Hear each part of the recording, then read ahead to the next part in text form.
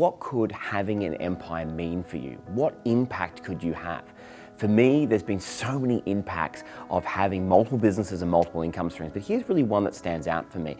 I remember the very first time in my charity that I got to start with my wife a few years back, the very first check that I got to write for a charity to help them out through our foundation. It was actually this check over here. It was for $125,000 and it was to Oz Harvest to feed 250,000 people in Australia that couldn't afford to eat properly. I didn't realize in Australia how many people were under the poverty line under the age of 12.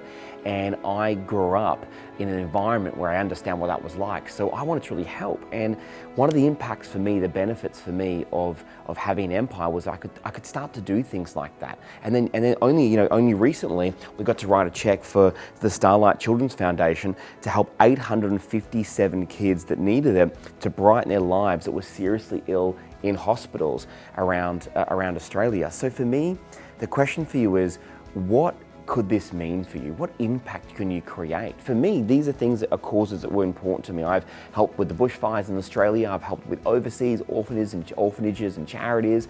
What's a cause that you want to help?